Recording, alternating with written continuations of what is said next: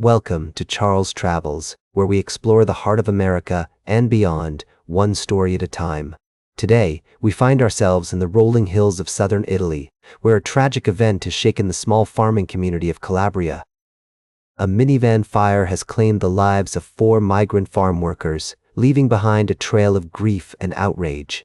As the first sit here, reflecting on this senseless act of violence, I'm reminded of the struggles that many migrant workers face every day.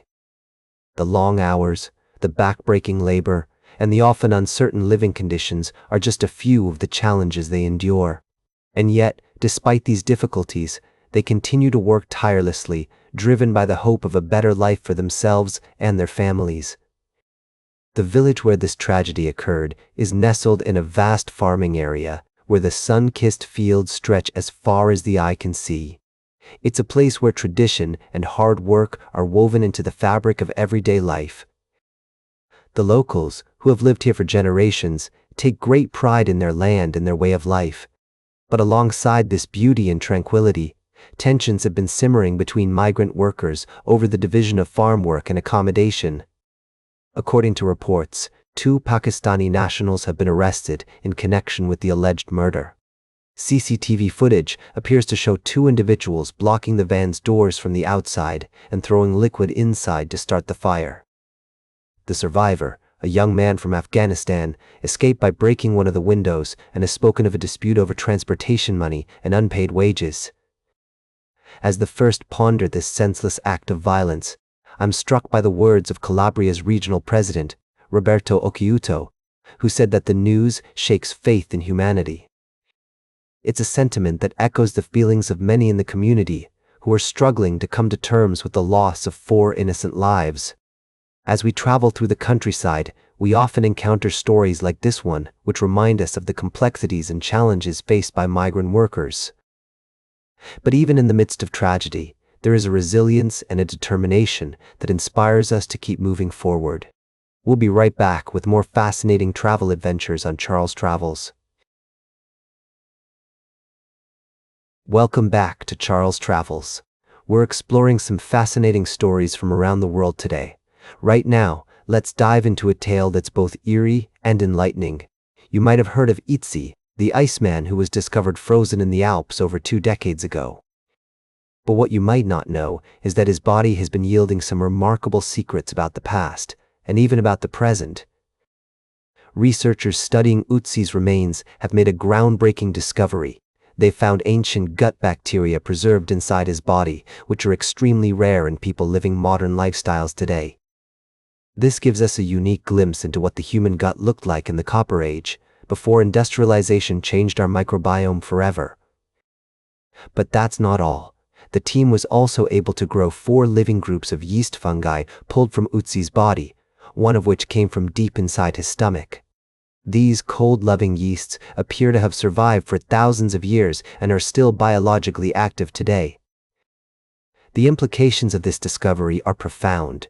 Not only can we learn more about the microbiomes of our ancestors, but we might also uncover new ways to ferment foods at extremely low temperatures or even develop new treatments for diseases.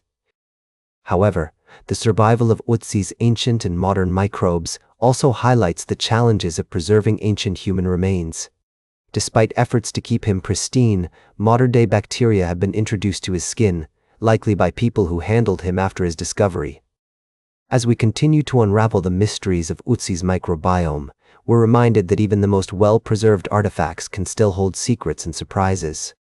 The researchers are now calling for constant microbial monitoring of Ötzi to ensure that he remains well-preserved for generations to come.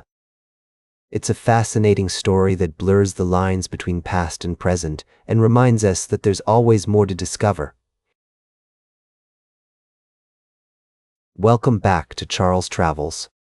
As we conclude our journey today, I want to take you to a fascinating story that will make you rethink the very foundation of life itself. You might have heard of Sébastien Fontaine, a biochemist who's been on a mission to kill dirt for 15 years.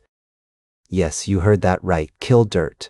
But what he discovered is nothing short of astonishing. Fontaine's quest began with a simple question: how much carbon can soil absorb before it's completely depleted? He sterilized samples of soil and left them in a controlled environment, expecting the microbial life within to wither away.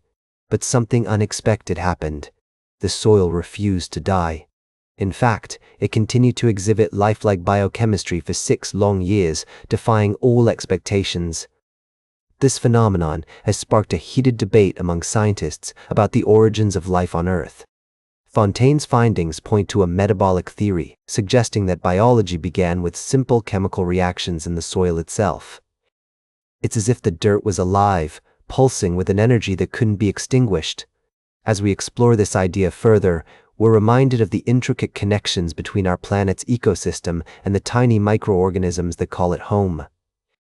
As we travel through the American countryside, we often marvel at the beauty of the landscapes, the rolling hills, and the vast expanses of farmland.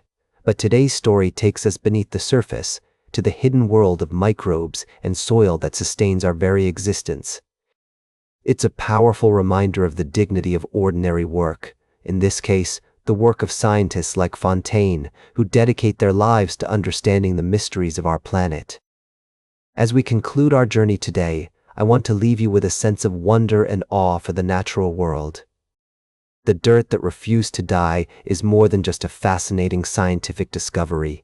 It's a testament to the resilience and beauty of life itself.